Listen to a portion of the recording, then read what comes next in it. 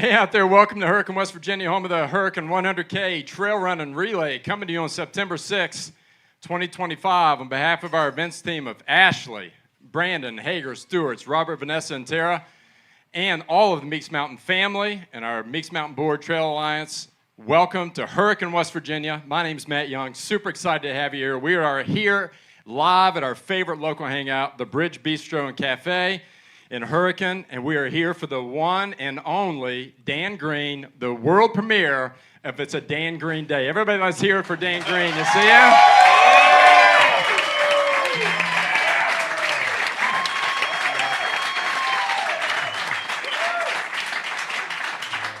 So we have a packed house. This is a sold-out event with standing room only, and all of our millions of fans and followers and listeners out there on Instagram, Facebook, YouTube, streaming, and also on Spotify, we welcome you as well. So this is to celebrate Dan's win at Cocodona 250, a course record, and really for a local guy, man, we couldn't be more proud of you. So super excited to have everybody knows Dan. So we're going to have just a real quick, if you haven't heard already, the Hurricane 100K coming to you on September 6th with a $10,000 prize purse on the line. And so with a $2,000 course record bonus as well. So with that, if somebody comes in, the course record, by the way, is 9:03:11, held by none other than Dan Green. It's set in 2023. For our ladies, Abigail West set that in 10:33:34.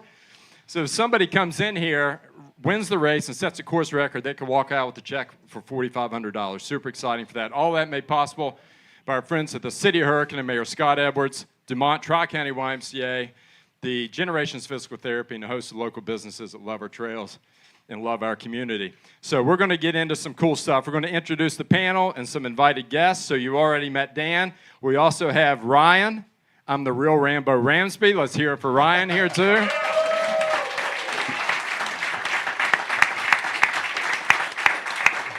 Over on the end, we have the professor. We have the crew chief. This is Isaac, the Stone Cold Trail Killer Waite.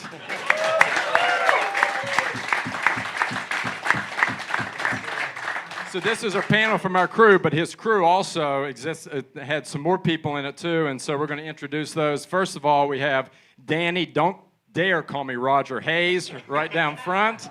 Raise your hand for him, Danny. Yes. Also known as the Enforcer. We also have Dirty Dave Fowler. Raise your hand up there, Dave. Yes. And then we also have Logan. Smoke him if you got him, Kirby. Logan starts every race with a menthol just to warm up his lungs. That's where he gets the name. So in addition to that, we also want to welcome two people that if it wasn't for them, none of us would be here. So we have Dale Green and we have Teresa Green. And we have Daniel and Frederick's parents. So it is an honor to have you here.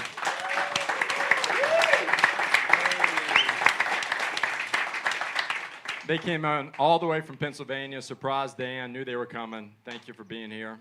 You're not a stranger to Hurricane. You're part of the Hurricane family. You've been here for every single Hurricane 100K. Excited to have you here for part of this. So we're going to get into some questions, but we have a video to get started, just to set the tone, get you all warmed up. You guys ready for this? All right, let's do it. Is in contention, which is kind of crazy thing to realize, but over the last year or so, almost 2 years, I've kind of come to terms with changing my mindset from thinking, okay, I want to run as my job, I want to be a runner. So I want to go out there and put that confidence to use and my training to use. I want to win. Oh, he's gonna win. There's no doubt about it.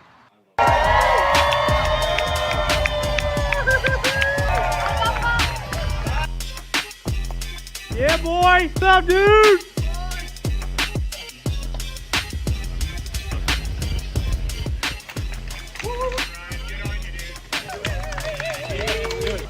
Hey, let's go, bro, baby.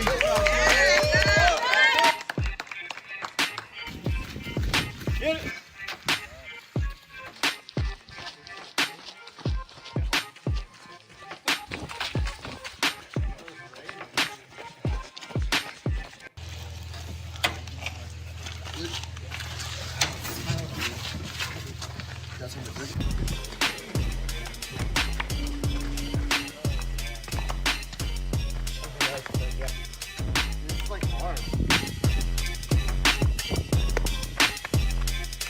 way.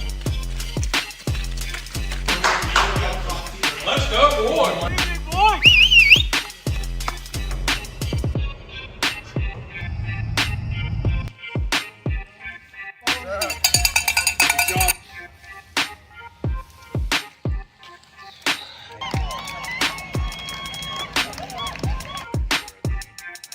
Yeah, but you were close.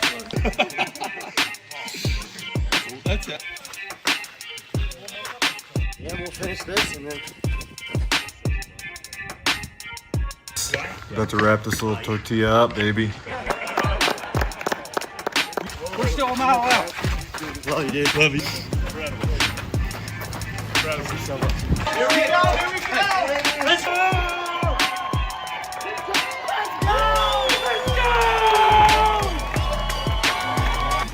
This is your champion, Dan Green. Congratulations.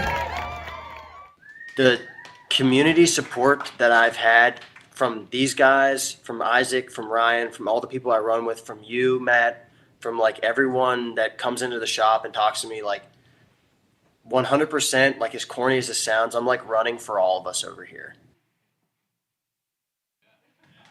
We thank.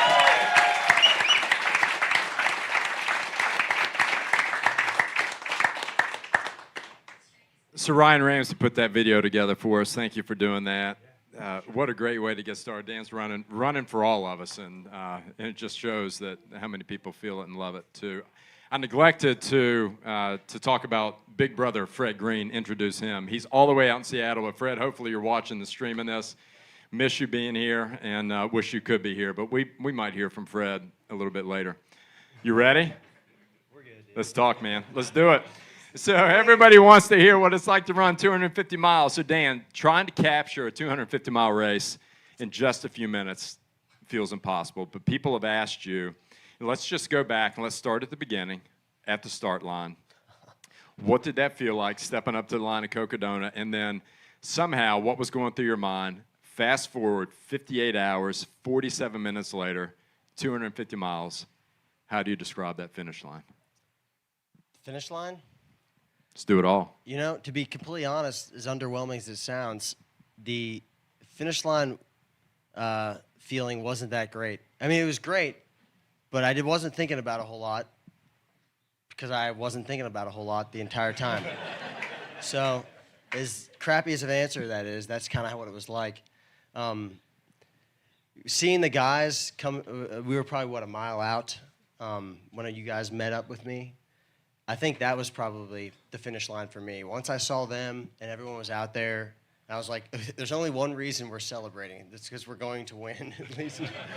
So that was probably the real finish line, was seeing everybody out, however far out we were. I mean, it was crazy. It was like, it was kind of hard to believe.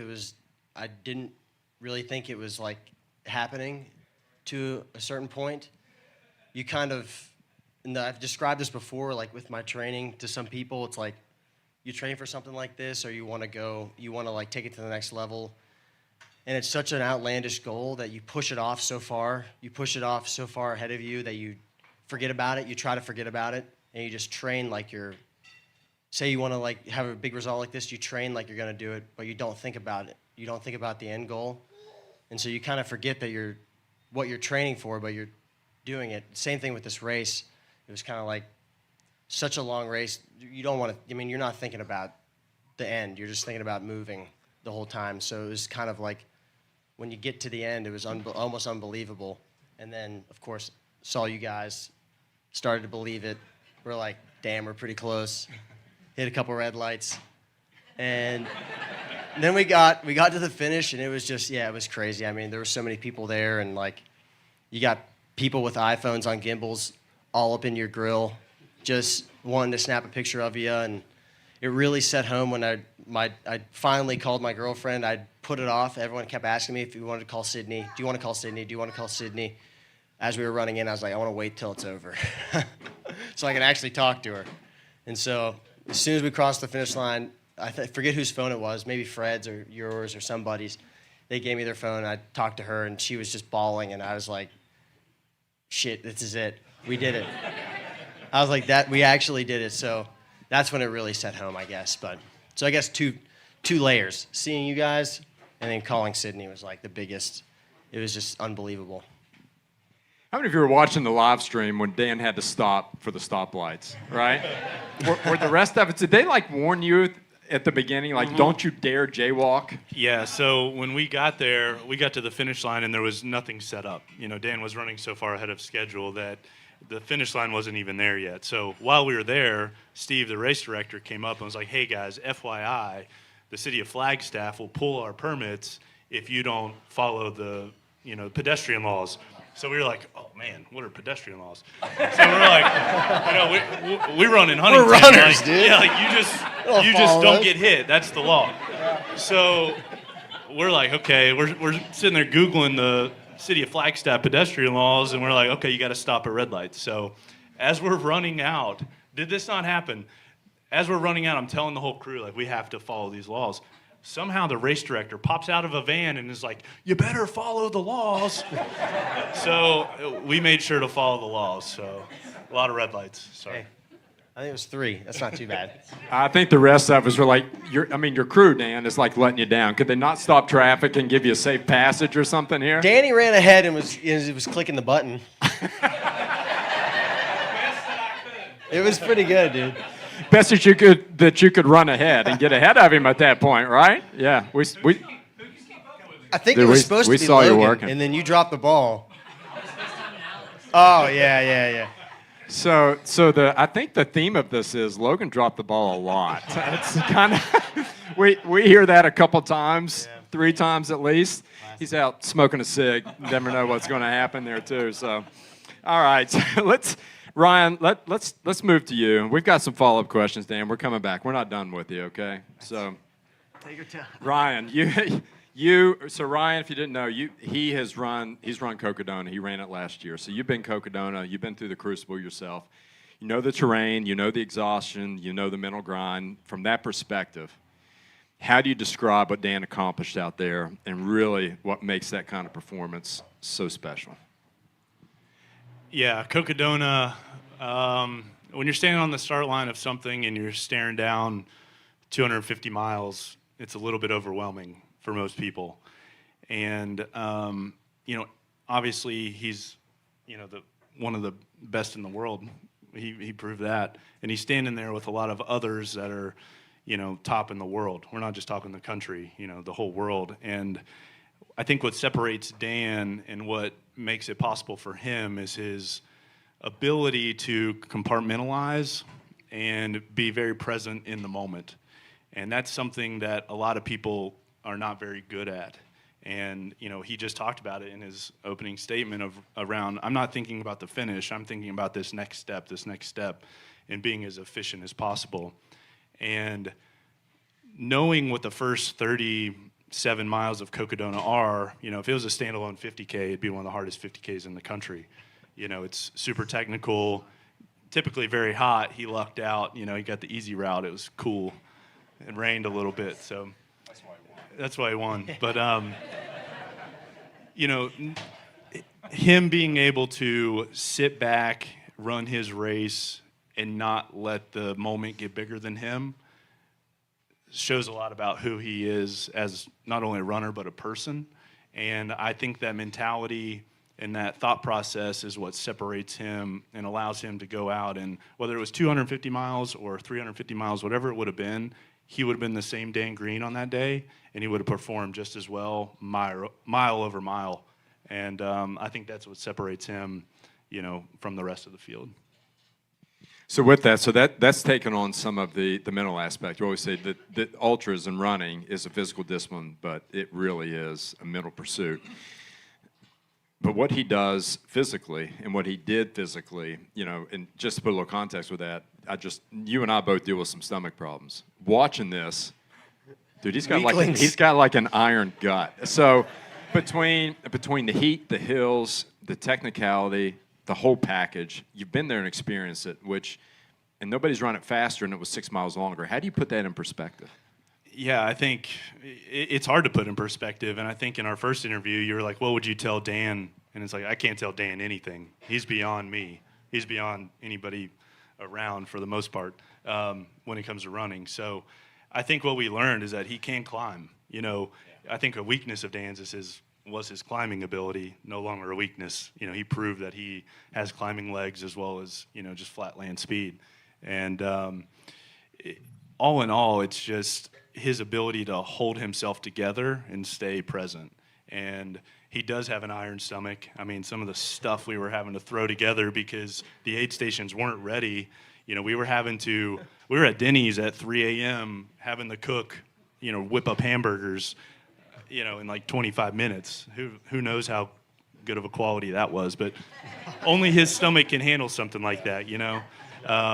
So he's just different, man. That's really as simple as you can make it. So the first time I talked to Isaac out there, he told me about the Denny's experience. Something like we're rolling at 3 a.m., the chef's sitting down in the booth or smoking a cigarette, put it out and say, can you have 7 burgers ready in 20 minutes? And he hopped to it and was ready to go.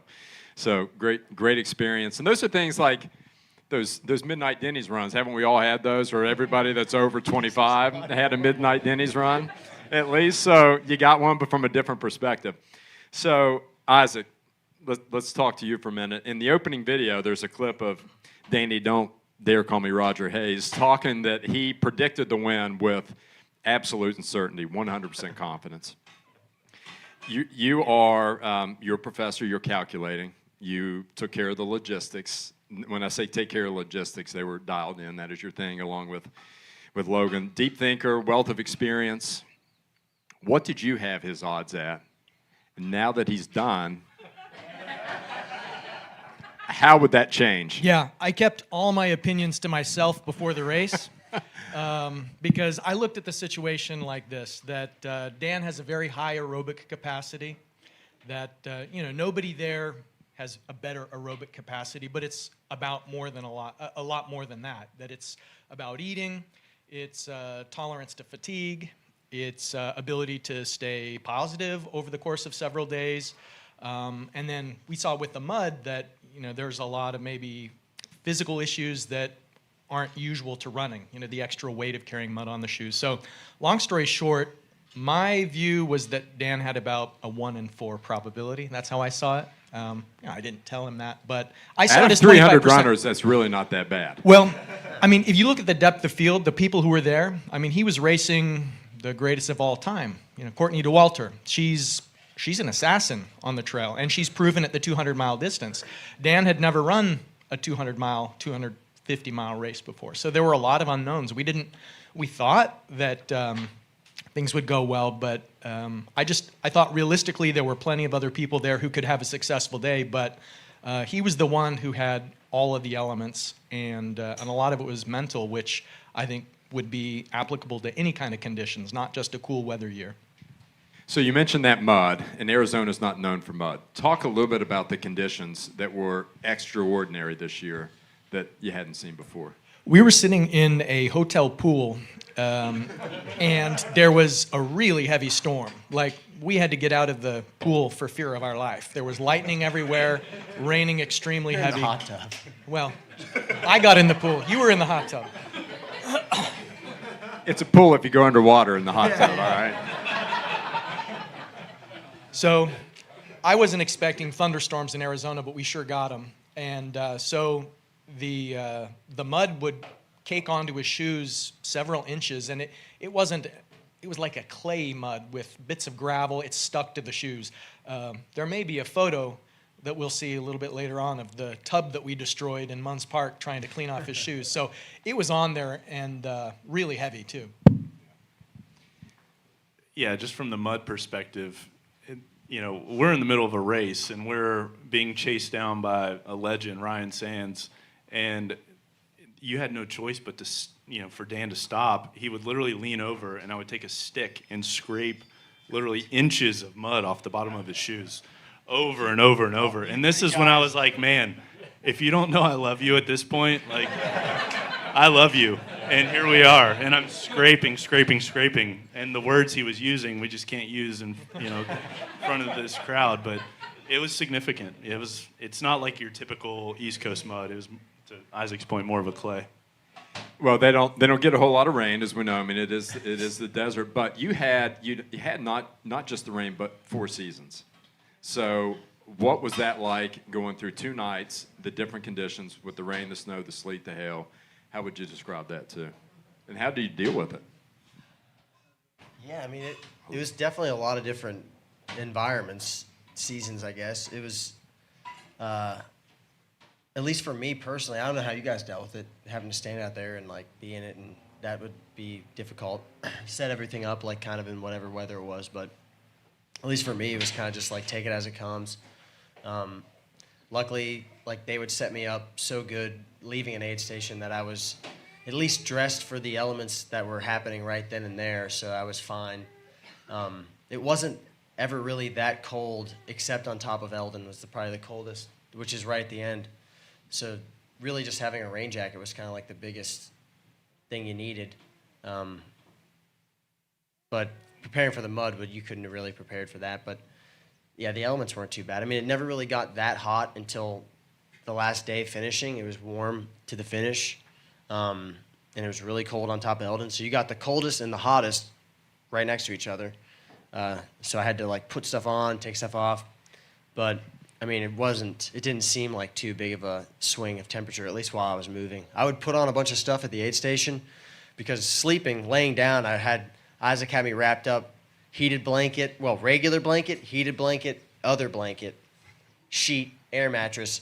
And I'd get under there and kind of burrito myself into the air mattress. And I'd get really warm, obviously. And then I'd get out of there and I'd be freezing cold. So I'd be shivering uncontrollably, and they would warm me up, put a bunch of clothes on. It was probably cold too. It was probably like some of those nights. It was probably 50. It was much colder. 40, colder. It was much colder than that. Listen, they were really good runners that were put out of the race for hypothermia. That's how cold and wet it was. Well, it didn't seem that cold, and they would they would put enough stuff on me to where I'd run about a mile or 2 from the aid station. And I'd have to stop and take something off, or like take my vest off, hook it on something, change my clothes, and then keep running. So the weather really never was too big of an issue. Well, that's another superpower for you. So the highlight here that when you know that you have an awesome crew chief, when he takes an electric blanket to Arizona. It was sweet. He's thought of everything, has he not? Oh, dude, everything. So Dan, we had not to cut you off. We 100% had the best sleep setup of any elite. They were all skimping for some reason. Like Ryan Sands had like a size of mattress that I've never seen before. And it may not even have been air. It may have just been foam. It looked really crappy. And I'm like, why would you even want to like have that in there? We wanted you comfortable. The eye mask, the earplugs. What was the sleep setup like? I was like, what did you have? I mean, it wasn't the Taj Mahal that he's describing it. It was a Walmart air mattress, so you get it for $12. But yeah, we had it set up in the back of our Dodge Caravan, the Silver Bullet, where we'd roll into an aid station, and we would have the air mattress inflated in just a couple of seconds with the electric inflator, then sheet on top of that, because you don't want to lay straight on the rubber. A Hurricane 100K blanket, a Hurricane Crush Run blanket. Yeah, right. Yeah, so took a piece of West Virginia with us. Had a 12-volt electric blanket because when I was there last year with Ryan, I knew that it gets brutally cold up in the mountains. You know, you think Arizona's far south, but 30s easily. So had to keep him warm and comfortable. A pillowcase, just the usual. One of the things. So we listened to some of the before the race. Some of the different podcasts were doing all of their predictions and things. They talked about Dan, and they, a lot of them had Dan really high up, like number 1 and number 2 in different predictions. But then they said, but he doesn't have experience at the 200-mile distance. And I was like, I mean, that's important, but his crew does.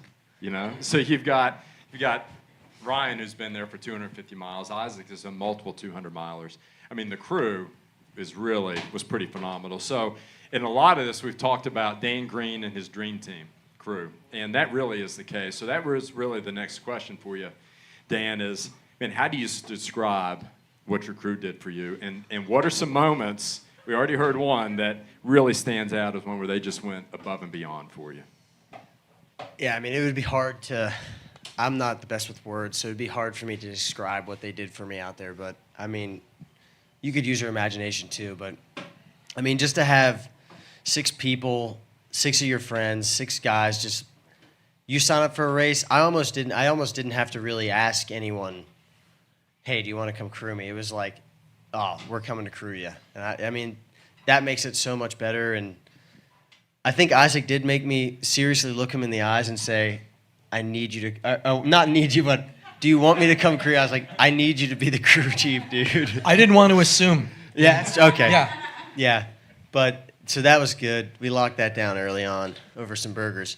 But, I mean, just, it's insane how just so much support and just love I felt from everybody and just everyone's commitment to just give me, like, however many days. I mean, it's like a week of everyone's time, you know. People have kids, people have jobs, and, like, just to drop it all and kind of, like, come out and help me, like, wipe my feet off for, like, 2.5 days, which Fred did most of that, so I don't owe him anything.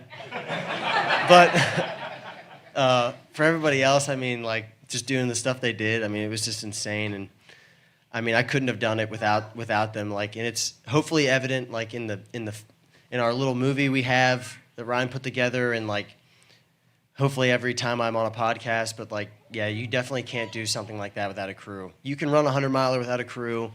You can run all kinds of ultras without a crew. But if you're going to run 2.5 days and you want to actually, like, win or compete, you definitely cannot do that without a crew.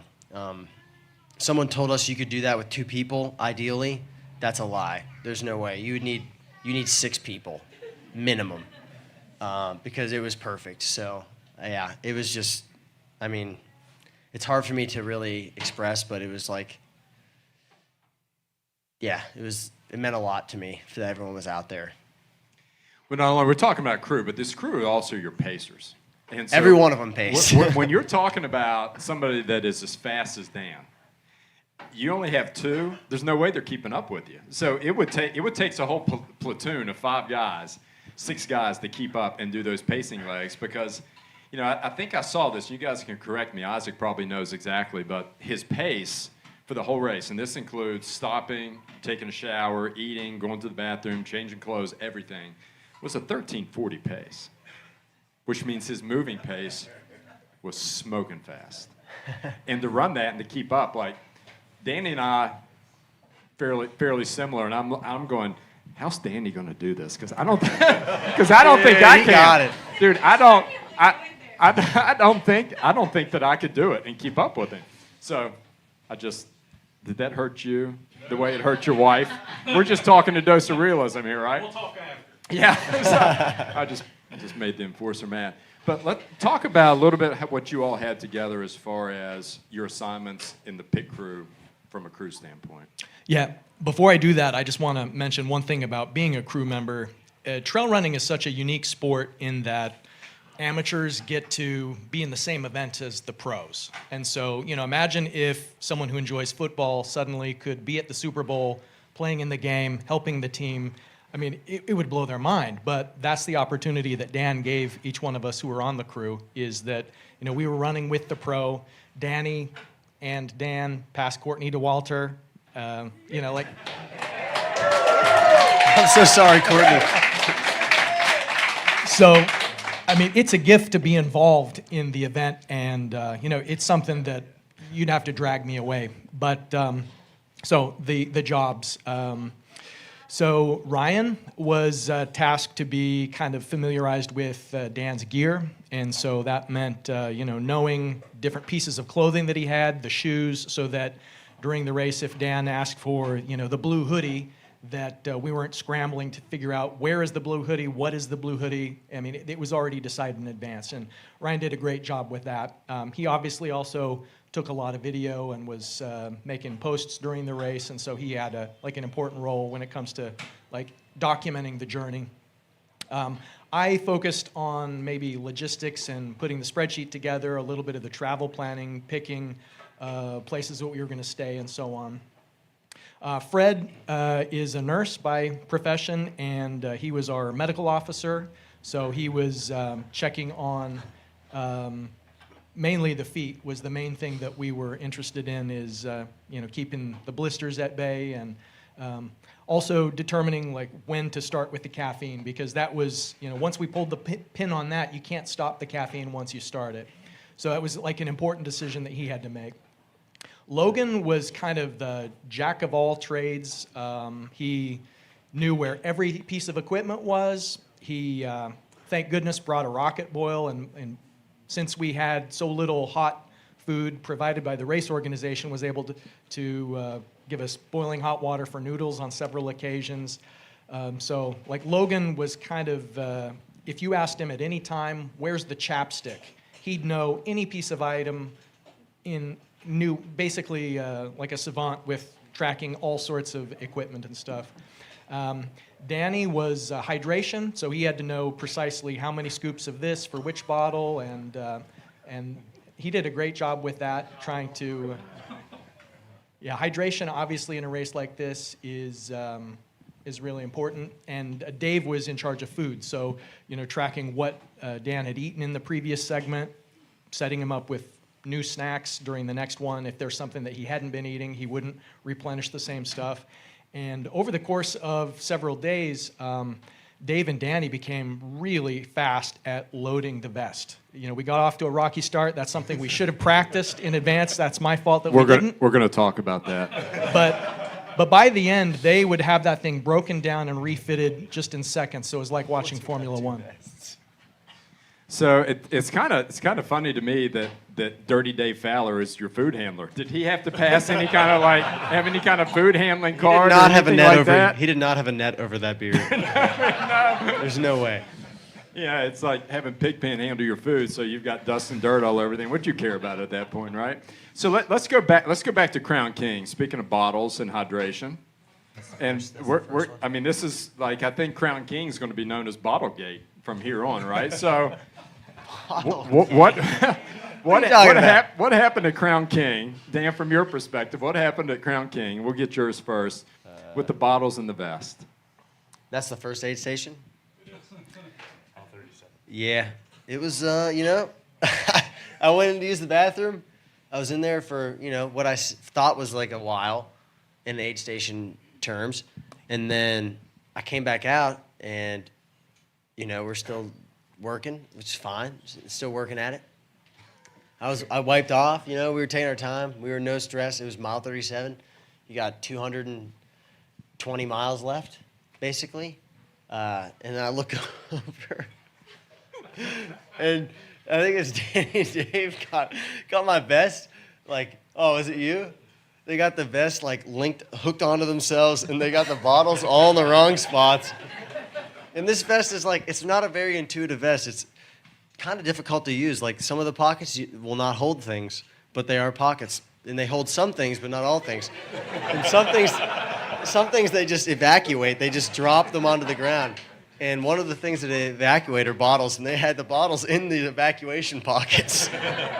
And I was like, it's not going to work. I was like, give me that vest. I will do it myself.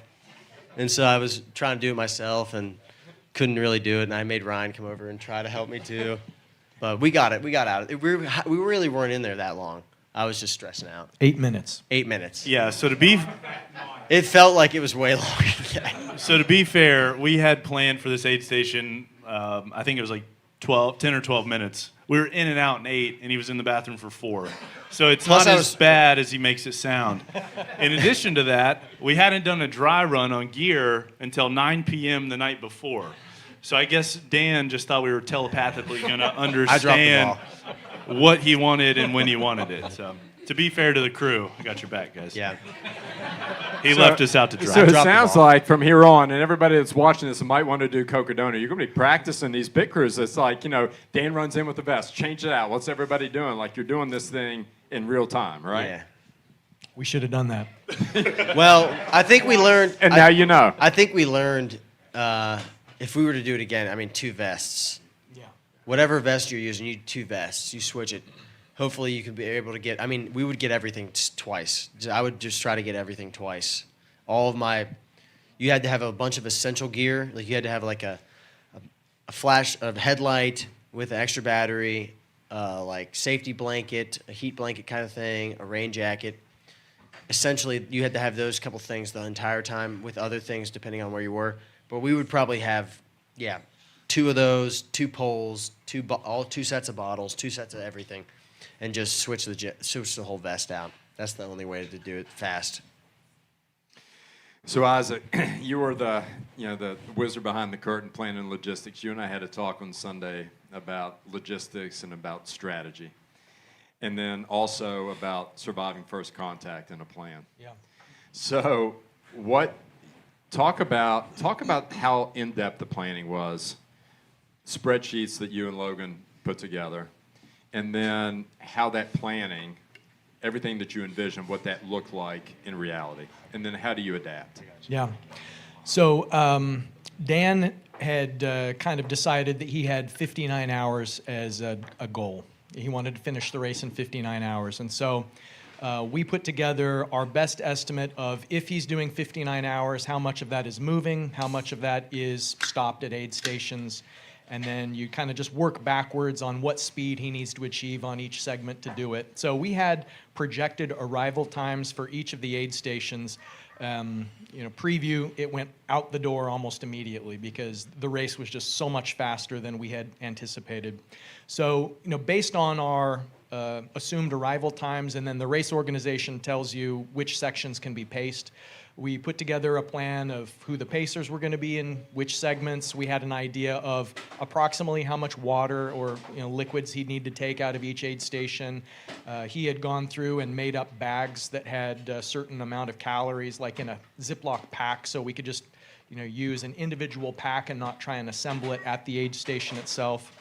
So you raised the notion of strategy, and I heard one of the interviews that Dan gave after the race, the Cypress, the videographer guy. Juniper, not Cypress, Juniper, yeah. So they had asked Dan, what was his strategy in the race, and he said, well, I didn't really have a strategy. I just showed up, as fit as possible. And I really think in a race this long, strategy is less important, and just preparation and logistics is what lays the groundwork for success. And so, he had the huge aerobic engine. He had assembled a crew of people who really cared.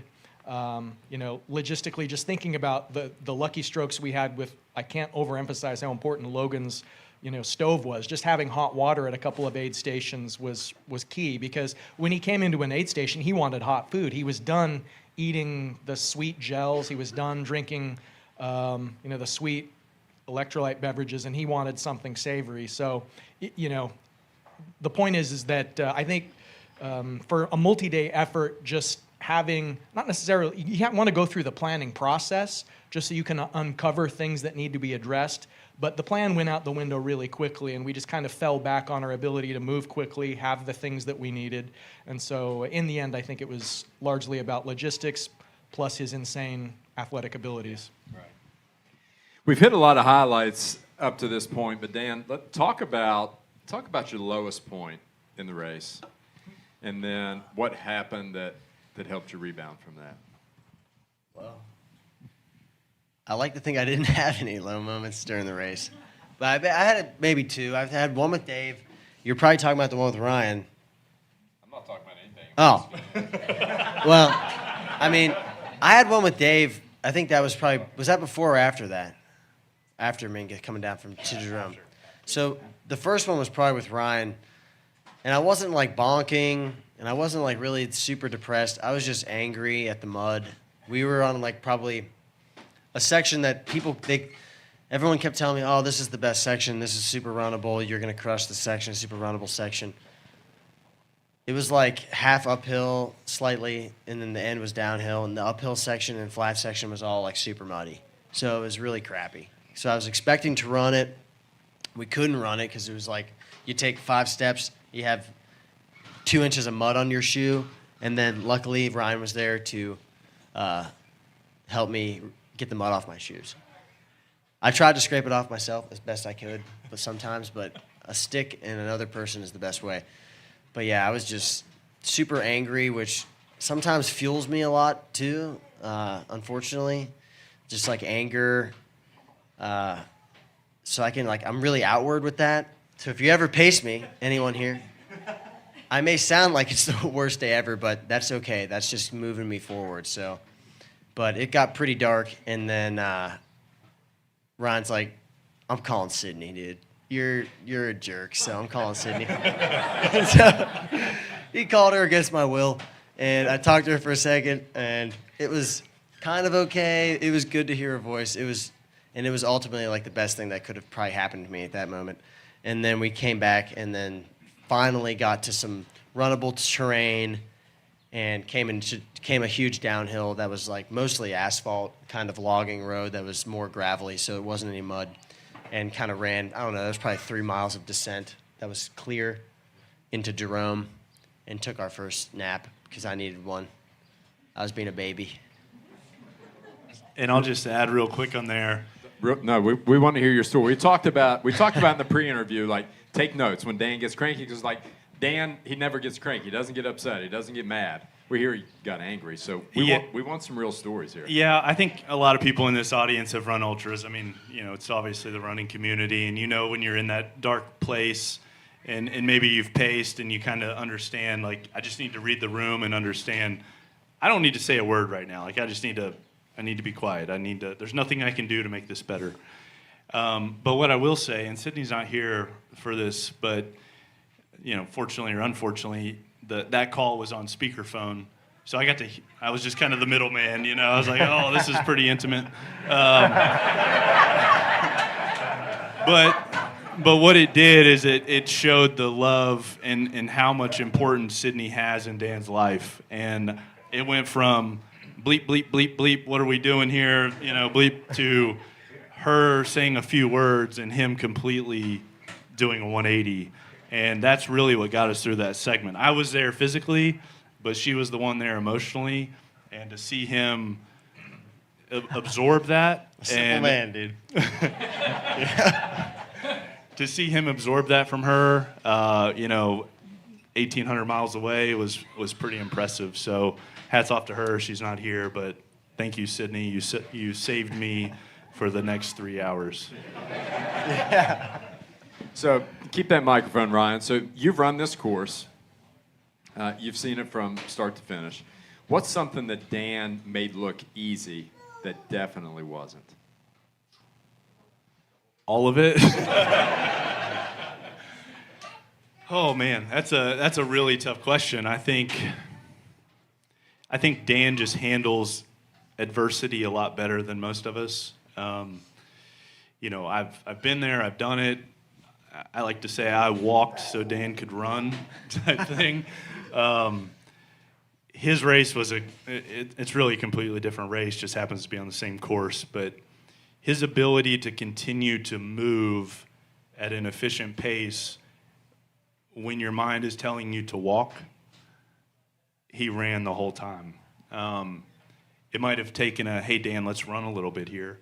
But at the same time, he had the willpower and the ability to, what I'll say is his self-talk was unbelievable.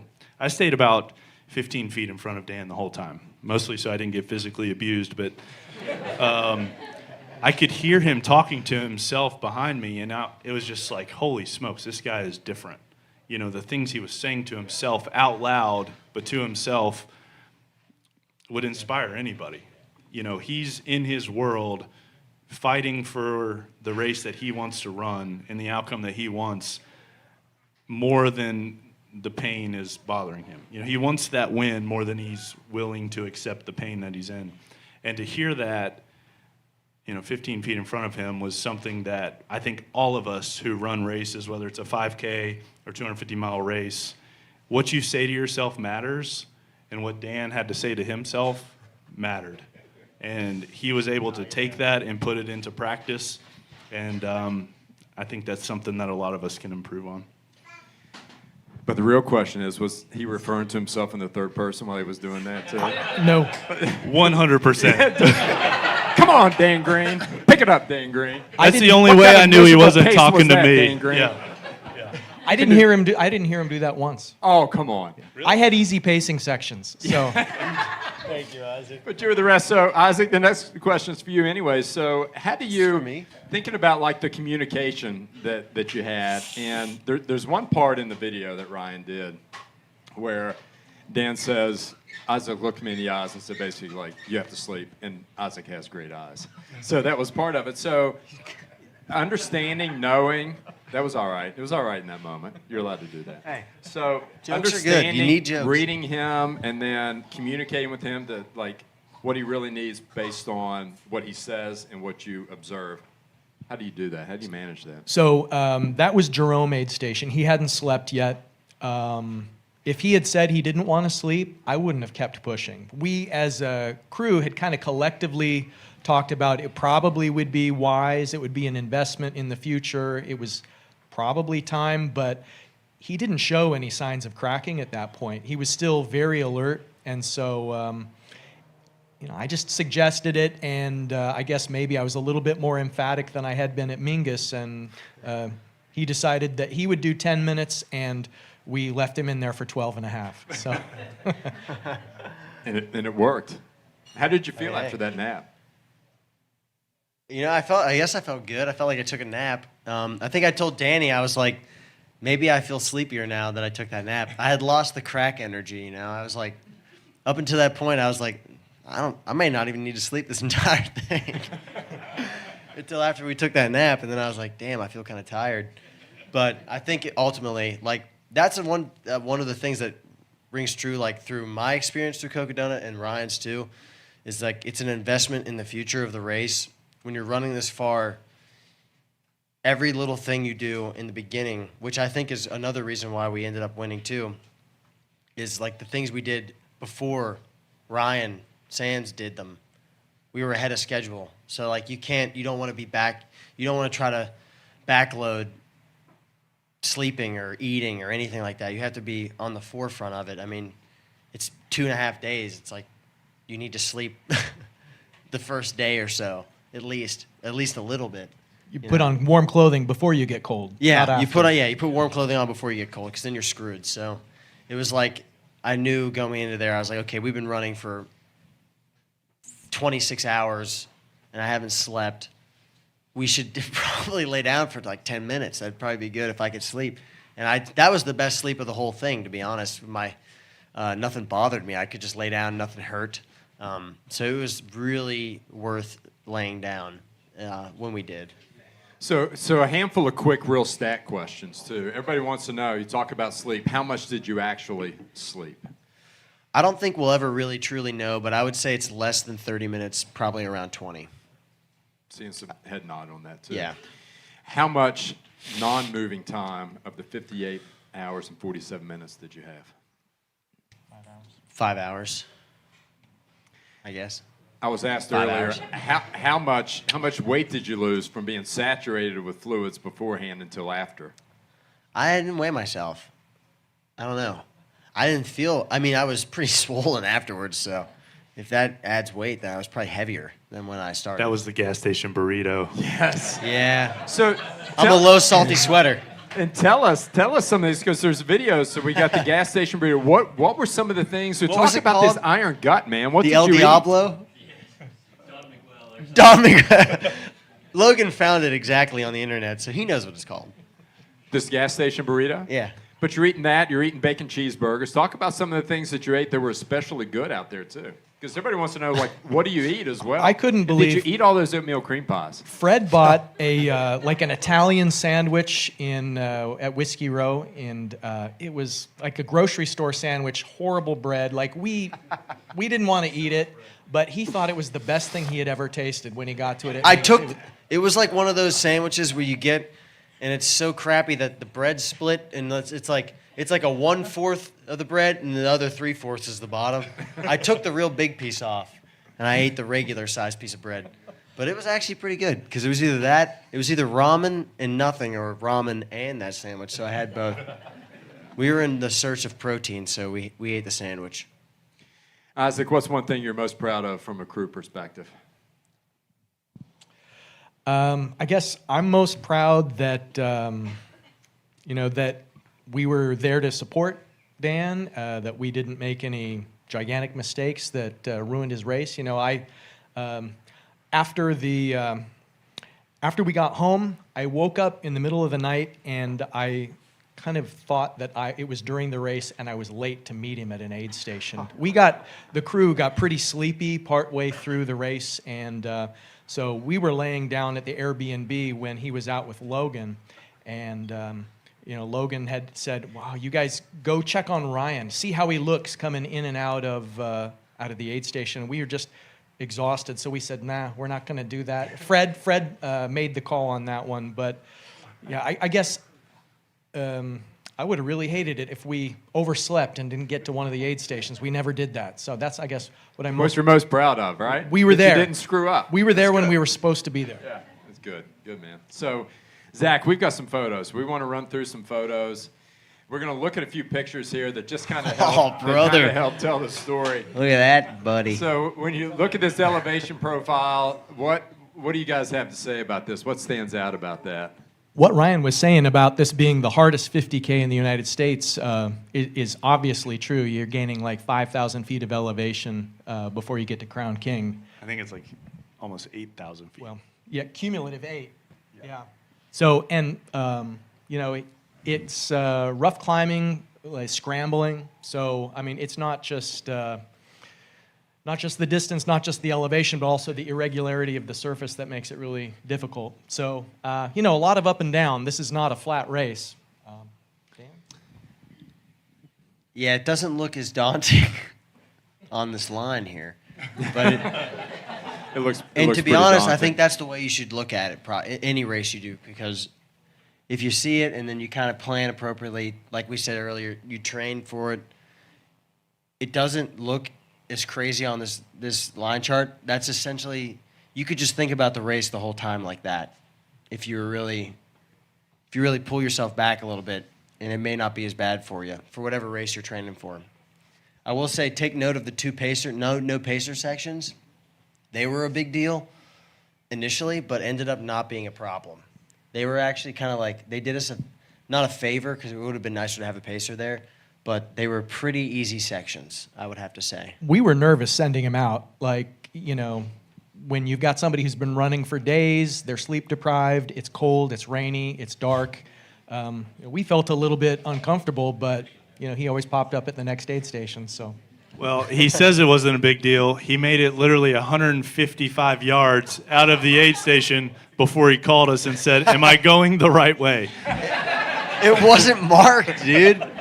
It wasn't marked, and the GPX file on my watch did not line up appropriately, which you had the same issue last year. So it must be the way the GPX is, where it actually, maybe they like ran the route with the GPX and then they built a sidewalk after the fact. And so the sidewalk doesn't match for about probably 200 yards what the GPX is. And so when you're that far into a race, the last thing you want to do is take any extra wrong way steps.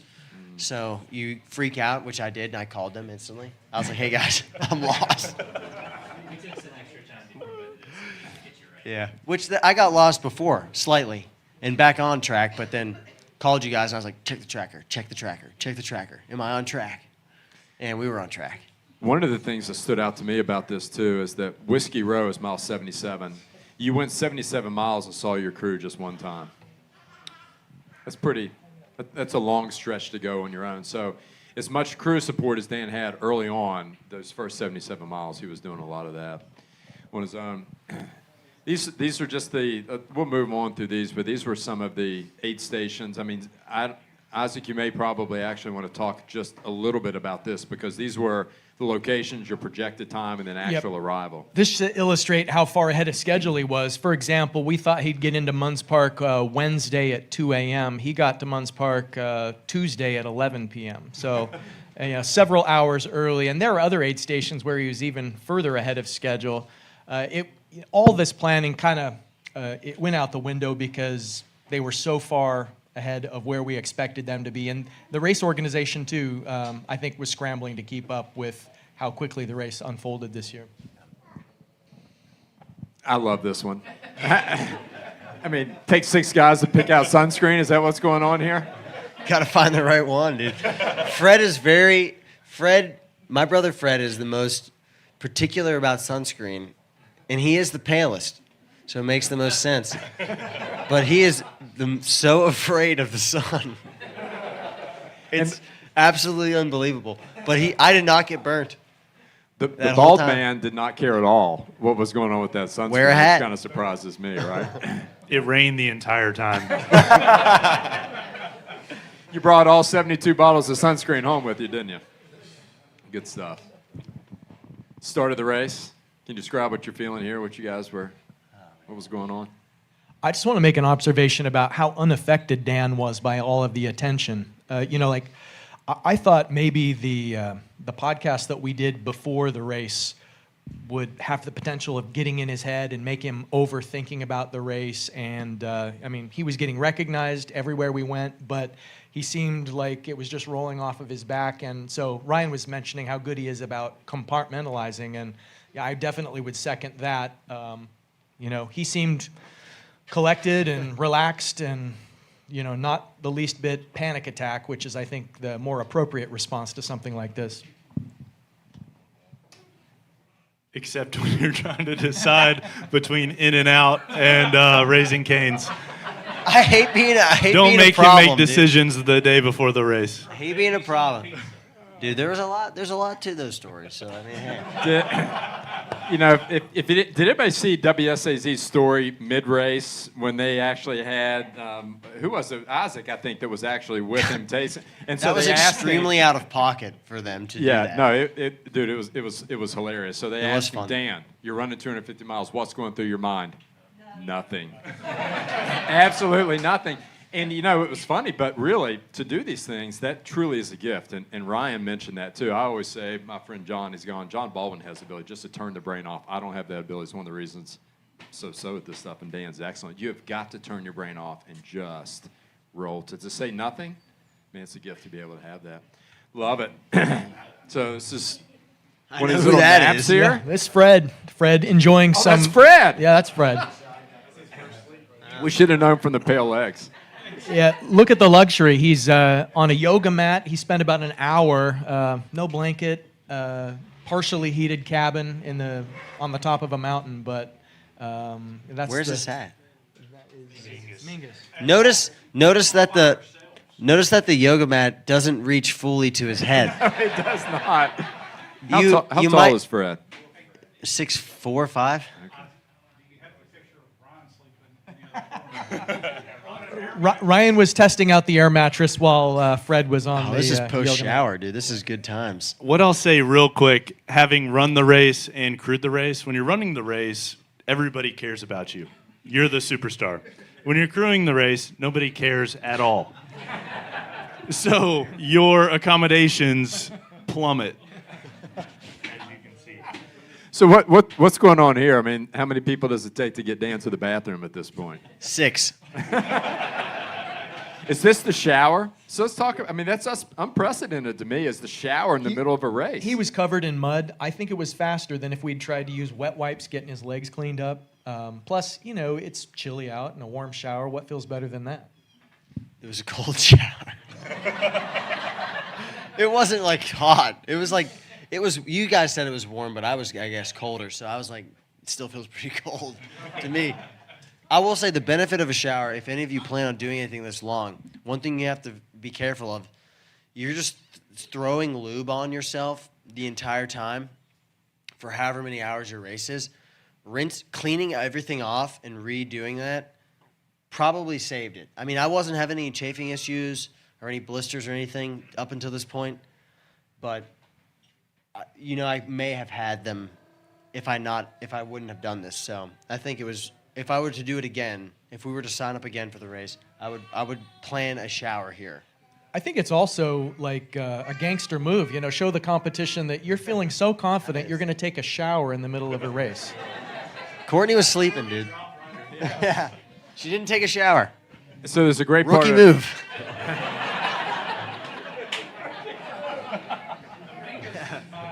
Oh, Courtney, I hope you watch this, honey. Well, it's just cleaning those feet, lubing those feet. There's Fred. Fred always on the feet, right? Look at that dirty water. Is that what came off your feet there? Nah. Look how good those feet look. That is the, Look how good those things look. Anybody want to caption this for Dan right there? You're missing the 7 Denny's boxes. Is this Jerome? yeah. Fred was constantly asking the question, is it time for the zinc oxide on the feet? He wanted to know, is it time for him to apply, the drying ointment? And he never did pull the pin on the drying ointment, but he kept a really close eye on those feet, and they turned out great. I will say, when my feet were maybe like really wet, maybe it's because I'm not from out there, or maybe it was just lucky, but I would lay down in the back of that van, the Silver Bullet. I'd wake up or get up, and my feet would dry out really quick, I thought. Like from touching them, taking my socks off, to getting up from a lay down, my feet were like way drier than they were, which maybe that's not like that for everybody. Like maybe if you're from that kind of climate, like you hold water differently, I don't know, but I felt like my feet dried out really quick. So we have the upper hand. Just another All of example of us. the dream team. Who in the world has better foot care than Dan Green had out there from his brother Fred? Probably no one. Nobody. Yeah, it's getting a little shut eye, even with the sleep mask, man. This is awesome. Electric blanket, sleep mask. I see the crushed run blanket there. That's good to see. It's my first time ever using a sleep mask. So the other question was, what did you dream about? There's no dreams, dude. Al. Honestly, I think the biggest thing of laying down in that van, even though most of the time I was in it, I wasn't sleeping, is just where I was so like only focused on just moving, not thinking about anything else. You're just thinking about moving. Being in there or at the aid station, you don't have to think about that. It's like a mental break more than it is a physical one. Like, I probably could have done the whole thing without sleep. I would have been really cracked out, and I wouldn't have been able to not find my gels on Eldon. Or I would have died coming down. But I think just the mental break of being in there and not having to think about, like, moving was even more beneficial than just the sleeping aspect. Great point. Probably. There's that bacon cheeseburger. Yeah. Dude, an iron gut. So Ryan Sands was in the aid station at the same time. And this is where we started to get a sense from his crew that things weren't going well. They were a somber bunch. Maybe it's a nationality thing, but they just were not having as much fun as us. And we inferred from that our runner was feeling good and theirs wasn't. So I think it was here that we kind of started to get a little bit more confidence. Yeah, this is definitely when the mental games came into play, and that's, We were doing it. that's just reality. It was, how can we mentally begin to break? Maybe physically they're close to equal. Mentally, no chance. So this is where we began to really separate. Smile, laugh, baby, this is easy. I think right? this is where I hit them with a really loud, what are they doing over there? I was like, I hope they heard that. That'd be kind of funny if they did. Is he eating a bacon cheeseburger? I don't think he is, right? Oh, that was good stuff. That's the toilet, or the toilet. Is that a toilet? It looks like a toilet, right? That's the tub you Yeah, destroyed. don't send this photo to the people we rented the apartment from. They know. Their plumbing know. is clogged. Good idea, the dirt and the mud that came off of those shoes. So this is Corinne. She was on the live feed. Probably a lot of you who listen to the live feed heard her commentary. And she was running for about 6 miles with us and just chatting, kind of relaxed. But it seems like every anecdote and every stray comment that we had during that conversation turned into commentary during the last few hours up to the finish. It was interesting. She must have a photographic memory or something. But things were looking pretty good at that point. He was still moving really well. This is 230 miles in, and he was running. And that's another one of the superpowers, is just that he wants to run when he still has such a significant lead. It's in the bag, but not taking it for granted. I would like to point out here that I'm wearing Logan's pullover. At one point during the race, I realized I'm not wearing any of my own clothing. I guess all my stuff was wet or something, or maybe they thought it was inappropriate, and I was just wearing everyone else's stuff. Yeah, that's true. Did the smoke smell not bother you? from No, it Logan's was Boulevard? fine. I was used to that. It was good. Oh man, finish line. I haven't seen these. What's going on here? Yeah, so as I mentioned, the finish line was not set up. So we became employees of Aravaipa Running. Well, I didn't. I just watched them do all the work. But Dave and Danny did a lot of work for Aravaipa. That's where Dave started sweating. We didn't want Dan to show up without a finish line. So literally the box truck pulls up, and Steve, the race director, is like, you, and you, let's go. And so this is literally the crew setting up the finish line. So I'm sure not only was the course was 6 miles longer, the conditions were tough, and Dan beat that course record by an hour and a half. So.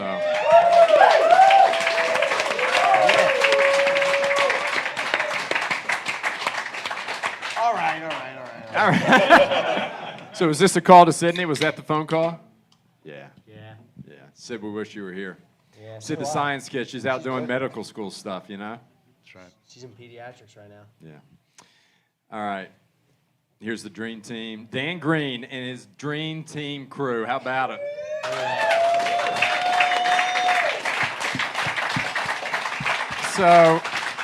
So we mentioned we had other members of the crew, not on the panel, but we did want to get a few words from them. So we got about 10 minutes for each of them to share a little bit with us. I'm going to use this. One more question. We're going to wrap this up. Wrap this tortilla up, baby.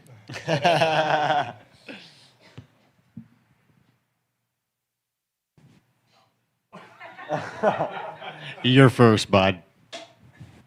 I think what was amazing to me was how mentally into the competition he still was in at mile 200 plus, and he was just fully invested. He was like, he told me, you can't give me data fast enough. He would have been fine if I told him his position every single time that tracker pinged. It was like, I want to know where everyone's at. He still had that. He was very lucid at that point. Through the second night, was very aware. He had corrected me a few times on a few things that, who was pacing him next. And I think that was one of my biggest takeaways as far as Dan as a competitor. And then, as far as Dan as a friend, that segment is something that I will never forget. He, at that point, that was mile 193 to 214, I don't know, somewhere around there. And he was in the lead, and he had finally, I think, broken that seal of I fully trust my guys. I've paced Dan several other times in races, and running ahead of him is a big sticking point for him. It's you don't do it. And in that segment, it was basically I want to turn my mind off, and not off, but I want to be able to just, you make the decisions. You pick what we run, you pick what we walk, and I want to make some ground on Ryan's. So all right, well, we talked about being about it in this segment, and so let's be about it. And so we just started rolling and just ticking off. At one point I looked down, we're running 9:10 pace, 9:15 pace. And we absolutely hammered the second, 2/3 of that segment. Ended up, we came into Fort Tuthill 8.5 miles ahead of Ryan in that segment. And so, we were putting a lot of good ground on it. We flew through the Kelly Canyon aid station. We were there less than 15 seconds, fill up one bottle. And so it was just a cool segment. It's one I'll never forget. I don't know, I felt like from that point on, he was just super enjoyable. I mean, I would just start by saying thanks for letting me be part of it. I think for me, it starts way before Cocodona. Dane and I share a lot of miles together. What he went through with his training block, it was so well deserved. I should tell everyone I know, all my coworkers, man, this guy, he's the real deal. And, just thanks for being about it. Thanks for going out there representing. I think there's something special about Huntington and this area, this community, and kind of the blue collar mentality of just grit that we all share, and just going out there and just putting it on display, I think is all that you can ask for. So thank you. there were many certainly inspiring moments. But I'll speak to the segment that I shared with Dan between Dead Horse and Deer Pass. He had not slept yet. And so that was probably up to that point, one of, if not his mental and physical lows. But even then, even in that moment of maybe the lowest of lows up to that point, he never lost sight of gratitude that he had for not only for the crew, for us being out there, but also I was kind of sharing and relaying some of the messages that I had gotten from people that I know that Dan doesn't, from people I know that Dan does. I even shot a video. I don't know, Matt, if you know Adam Perry, but he's a huge advocate of the sport and a big fan of Dan. Just an awesome dude. And he had been, posting on Instagram and various other places, like his encouragement and like how inspired he was. And I was just kind of sharing that with Dan. I was like, man, let's send Adam a video. I think he would love that. And so I shot a video and Dan just, dude, I love you. Thanks for supporting me, blah, blah, blah. And I shot a little, 30-second video and I sent it to Adam. It absolutely made his week. And so even in those moments, he never lost sight of the gratitude that he had for all the support that he was getting back home and beyond. And, if you know Dan, he's very big on, if I'm out there running and can somehow motivate or inspire someone in the place that they are at, whether it be to run or walk their first mile or maybe take on their own, their first or biggest ultra to date, then it's all worth it to him to be out there. If he can just inspire even the smallest incremental step towards somebody, challenging themselves or bettering themselves. And to me, that was what was most inspiring, was that he never lost sight of that, even in his lowest of lows. He never lost sight of what was most important. And that was pretty cool to see firsthand. He never changed.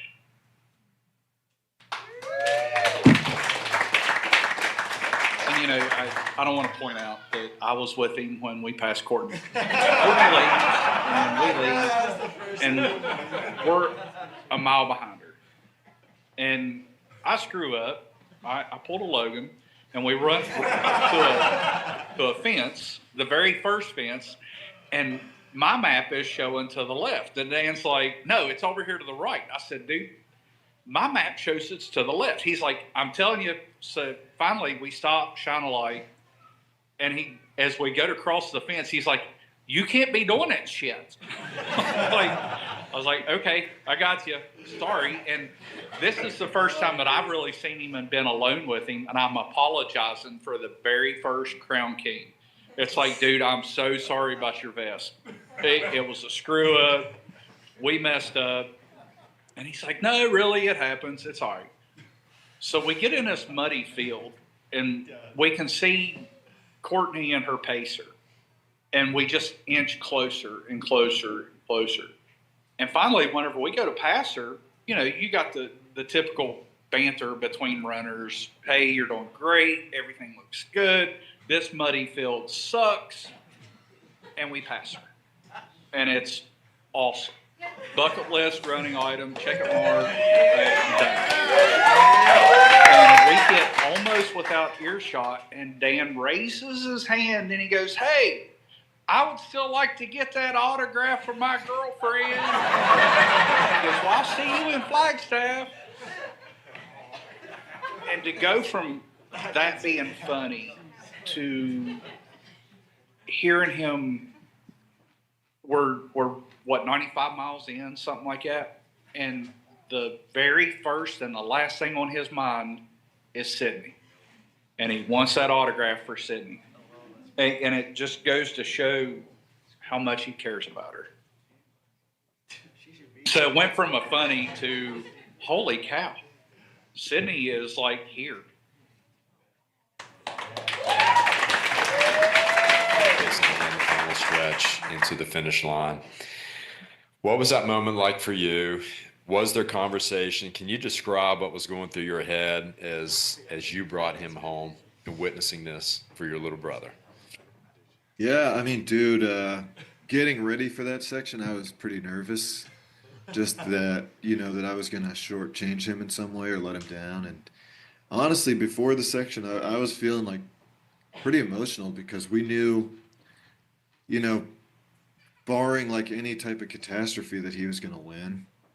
And yeah, I was feeling like pretty emotional and like honestly just like so proud of him, even before we started the segment. And then, but like once we started going, I think something him and I have in common is we just kind of can lock in. And so like all of the like outside stuff kind of went by the wayside, and then it was like 19 miles of strictly business.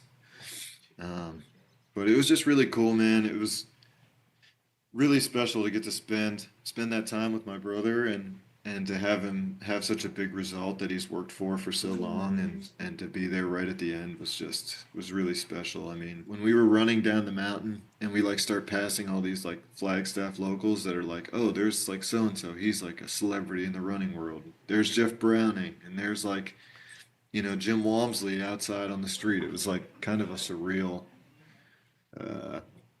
situation. We all got to run in with him, but to be the one who got to like go up over the top of Eldon and watch him just about fall down the front side of Eldon. Yeah, it was just really cool. I think Dan was completely like empty. I mean, he was excited, but he was, he ran it to empty, I think. And so, but the rest of us were like jumping around, man. Screaming, hooting, and hollering. Isaac brought me a granola bar, which I was like, he's like, "Are you hungry?" I'm like, "Dude, I am starving." It was so cool, man, to see them, and yeah, just like it felt like the race was already over before we even, with those last 2 miles, it just kind of felt like the victory lap. And yeah, I love those guys, man. That's just a great group of dudes, and we worked well together the whole week, and it was awesome. Yeah, I mean, I'd just say like thank you for dragging me along on this journey, man. And I know I'm like so honored to be a part of this, and just so proud of like all the work that he's put in. And just tell him that he deserves this, and this was a lot of work, this wasn't a fluke. Like, you deserve this win, and like every one of us is just so grateful to have been here with you for it. So thank you for the opportunity to take part in this.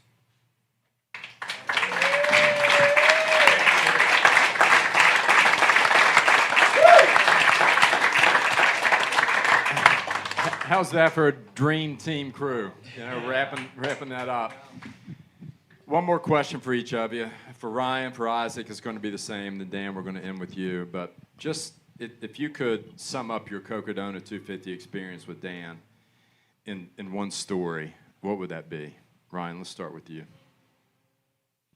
Something that stands out. It sounds cliche, but inspiring. Having done it myself and then seeing what is actually possible does nothing but bring me confidence in what maybe I can do moving forward if I believe in myself the way that Dan believes in himself, and the way that he believes in this community and anybody that runs with him. Having trained with him, really, really hard for the past 6 to 8 months. A year. I mean, we run together way too much. It's way too fast for me. Not anymore. You guys push the pace. It being around Dan just makes you better in whatever capacity, and getting that experience with Dan at Cocodona, he was there for me on my crew, and then being able to be there with him as a small piece of his crew and be a small piece of this story.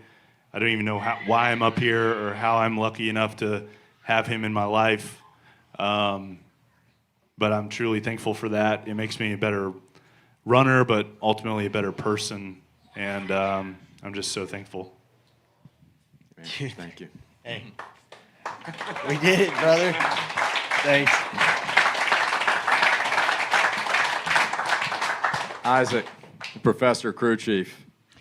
So I've sometimes worried that Dan was not sufficiently fixated on the details, you know, like I like to think about He the had sweat you. test. I like to worry about the osmolality of the hydration solution. But he wasn't worried about that, and he wasn't worried about anything. I paced him on some just really relaxed segments, and he approached a really big goal with quiet confidence, a good attitude, relaxation, and I think that's something that I want to emulate, is just not only the courage to do something that seems a little bit crazy, to reach and achieve something you haven't done before, because that's what he accomplished. It was something unexpected that, you know, was outside his prior experience, but also just being relaxed about it and not overanalyzing the details, not getting overly anxious, just trying to be in the moment. And it's easier said than done, but that's something that I want to work on, and that's the specific way that I was inspired by this Cocodona experience and Dan's amazing performance there. It wasn't just an athletic performance, but it was like a performance of like the human animal, like of mindset, of the ability to digest, the ability to have friends and have them believe in you. It was just, you know, it was a peak life experience, and that's the sort of thing that I want to try and achieve in my life. Good stuff, man.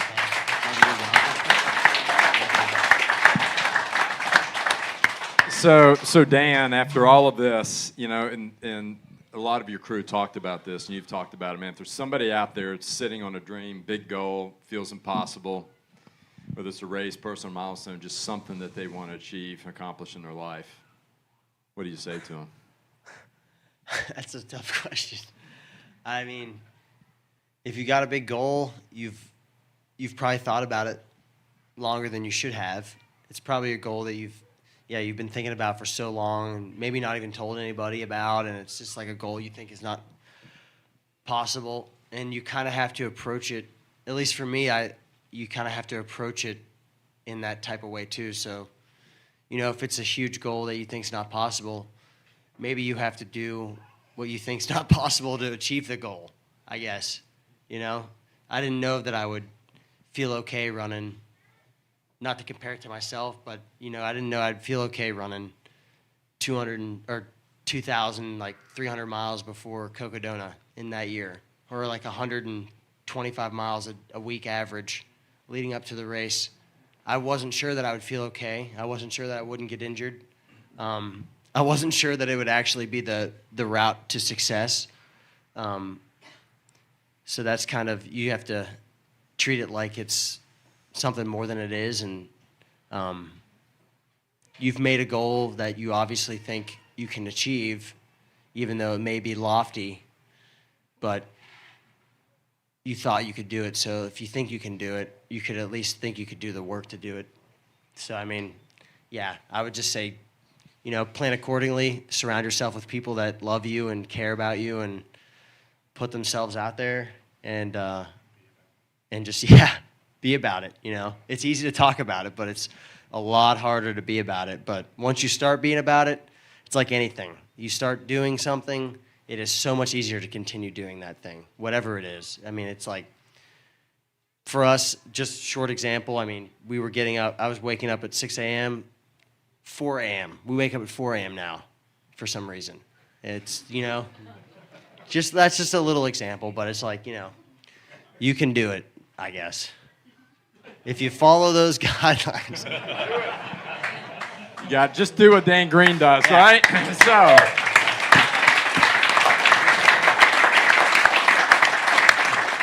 I mean, that was a round of applause, but one more time for Dan Green and his team.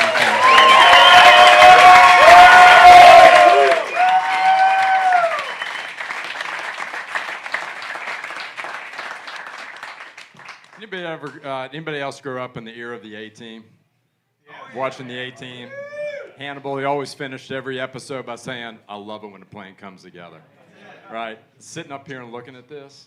Did you all have fun? And was this a good time? So when we're done with all this, we had a pre-interview with Dan and Isaac and Ryan. We have this live event, which is going to be archived on Spotify, and you see it on all your favorite social medias. We also have the full interview with Dirty Dave, with Danny, and with Logan about an hour. And we have an hour with Fred. If you want to dig into this, No one told me that. you're gonna nobody, because you weren't supposed to know. So we sent the script. We sent the script and the questions to Dan, and he was like, "You never sent them to me." And he was like, "Yeah, we did." Well, he said Isaac said they were good, so I guess I was okay with them. So, but all of that to say is that what's really cool about this is when you're watching the live stream too, is that how many times did they say Huntington, West Virginia? Every time Dan Green was on the screen, and for about 57 hours, it was about Huntington, West Virginia and his crew. You know, when I talked to Isaac out there, I said, "How's it going? What's happening?" He said, "Everybody is loving Dan Green. They love his personality. They love everything about him. Everybody loves a winner, but sometimes winners aren't that pleasant. Dan Green and his dream team crew, the exact opposite. What is so good about this? In this community, and we're sitting here in Hurricane, West Virginia, at our favorite local hangout, for this community that we have that just built 31 miles of single-track trails over the course of 5 years that have been all volunteer built, people doing it with nothing without any expectation for anything in return. That's just doing something for other people. And that Huntington, West Virginia, our community is on showcase here, and we want everybody to see what we know we have here. So we have great runners, we have great community. Everybody come, check it out when you do, eat at Bridge. So hopefully everybody had a great time, man. Love you all. Thank you for being here tonight. So let's hear one more time for Dan Green and his Dream Team crew.